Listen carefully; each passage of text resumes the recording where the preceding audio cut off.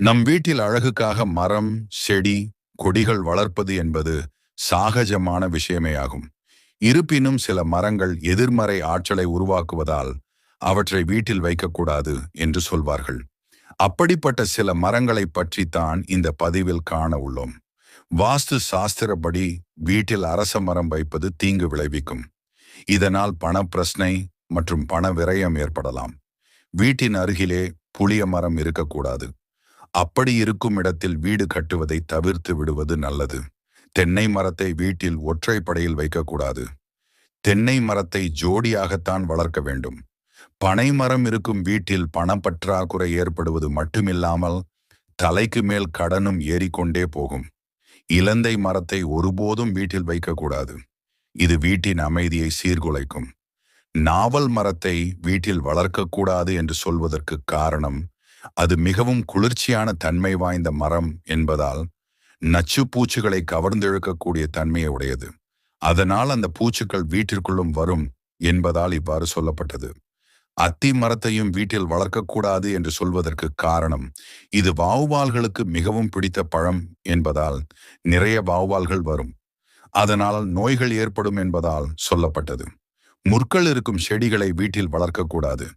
கள்ளி செடி துரதிர்ஷ்டத்தையும் கஷ்டத்தையும் தரும் என்று கூறுகிறார்கள். வீட்டில் ஒன்றுக்கு மேற்பட்ட ஆண் பிள்ளைகள் இருந்தால் கருவேப்பிலை மரத்தை வளர்க்கலாம். அப்படி இல்லையேல் கருவேப்பிலை மரம் வளர்க்கக்கூடாது என்று சொல்லப்படுகிறது.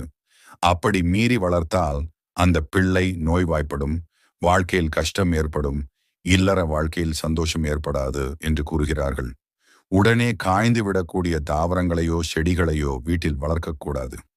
உதாரணத்திற்கு காகிதப்பூ எதிர்மறையான சக்திகளை ஈர்க்கக்கூடியது என்று சொல்லப்படுகிறது. சிவப்பு நிற அரளியை வீட்டில் வைப்பதால் குடும்பத்திற்குள் சண்டை சச்சரவு வரும்.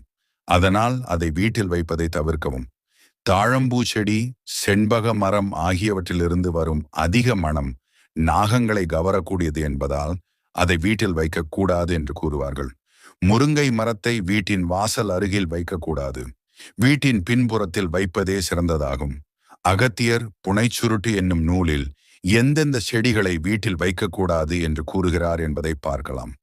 பருத்தி, அகத்தி, பனை, நாவல், அத்தி, எருக்கு, வெள்ளெருக்கு, புளிய மரம், கருவேலம், முருங்கை, கள்ளி, கருவூமத்தை, வில்வம், இலவம், உத்திராட்சம், உதிரவேங்கை ஆகிய 17 மரங்களை வீட்டில் வைக்கக்கூடாது என்று கூறியுள்ளார். நம்முடைய வீடு வாஸ்துப்படி கட்டியிருந்தாலும் சில நேரங்களில் நோய், பணக்கஷ்டம், சண்டை போன்ற பிரச்சனைகள் வரக்கூடும். அதற்கு காரணம், நாம் சில நேரங்களில் விவரம் அறியாமல் இது போன்ற வீட்டில் வைக்கக்கூடாத மரம், செடியை வைத்திருப்பதே காரணமாக இருக்கும். எனவே அதை புரிந்து கொண்டு செயல்பட்டால் செழிப்பாக வாழலாம்.